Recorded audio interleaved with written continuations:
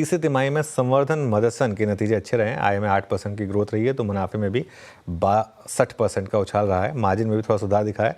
हमारे साथ कंपनी के सीईओ पंकज मित्तल और सीएफओ कुणाल मलानी जुड़े हैं। आप दोनों को गुड मॉर्निंग। कुणाल जी, आपके एबिडा में 13% से ज़्यादा की बढ़त रही, साथ ही मार्जिन में भी इम्प्रूवमेंट दिखा।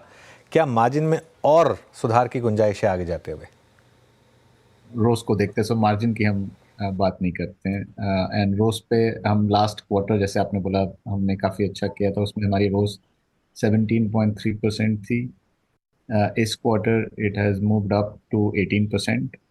एंड डायरेक्शनली हमें लगता है जैसे जैसे मार्च 25 नेक्स्ट क्वार्टर की तरफ भी आएंगे, हमारी टारगेट 40 है, काफ़ी दूर है वहाँ से। सो हम पूरी मेहनत कर रहे हैं कि हम इसमें से कितना और कर सके।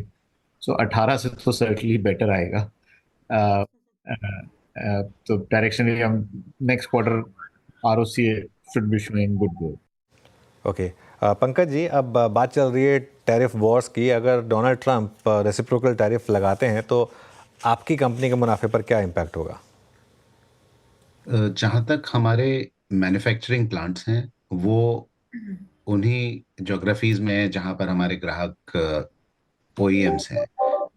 तो अगर हम नॉर्थ अमेरिकन मार्केट की स्पेसिफिकली बात करें, तो वो हमारे प्लांट्स नॉर्थ अमेरिका में, मेक्सिको में वहीं पर हैं। तो हमारे काफ़ी बड़े बड़े प्लांट्स अमेरिका के अंदर में भी हैं और मेक्सिको के अंदर में, उसी ज्योग्राफी में है।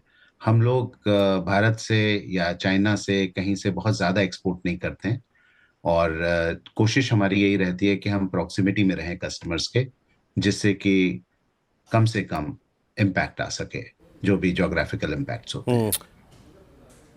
हाँ, बट कुणाल जी, क्योंकि थोड़ा सा ऑटो नॉन ऑटो सेगमेंट दोनों में ही थोड़ी सी ग्रोथ है, वो स्लो है, तो आपने जो फुल ईयर की गाइडेंस दी थी उससे आप थोड़ा उसको आप अचीव कर पाएंगे? कितना लेफ्ट बाकी है अभी इसमें अंश?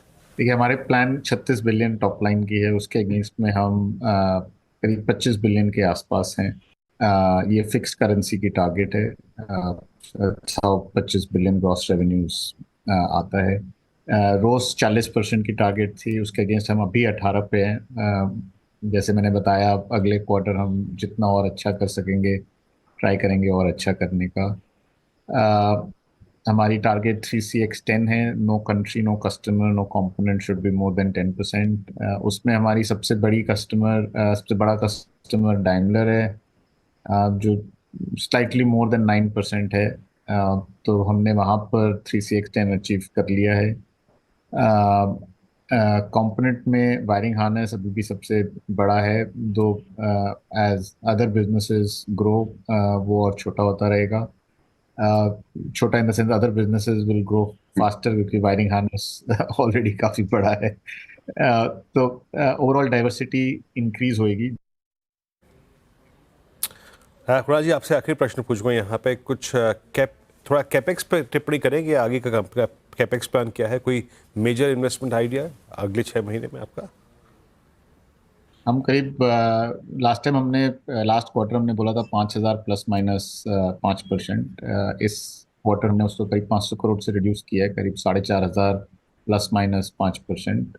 9 महीने में हमने करीब 2,900 करोड़ की कैपेक्स करे हैं। सो अगले क्वार्टर हम करीब करीब 2,500 1,500 1,600 करोड़ का कैपेक्स सोच रहे हैं।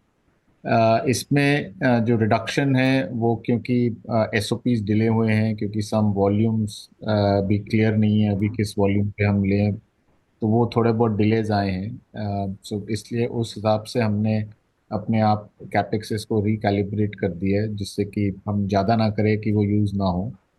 बट जितने हमारे ग्रोथ कैपेक्स थे, नए फैसिलिटीज थे, वो एज पर प्लान चल रहे हैं। उसमें थोड़े बहुत डिले हो सकते हैं क्योंकि बिल्डिंग बनने में थोड़ी टाइम लग रही है एक्सेट्रा, बट ओवरऑल उसमें कोई हम कट डाउन नहीं कर रहे हैं for to put it. So emerging market में all capexes are as per plan. Develop market में बिकॉज ये अनसर्टेनिटी थी, तो वहाँ पे हमने थोड़ा डिले किया हुआ है एसओपी को देखते हुए एंड वॉल्यूम्स को देखते हुए। ओके, चलिए, बहुत बहुत शुक्रिया आप दोनों का हमारे साथ जुड़ने के लिए और ऑल द बेस्ट आपको अगले फाइनेंशियल ईयर्स के लिए। चलिए।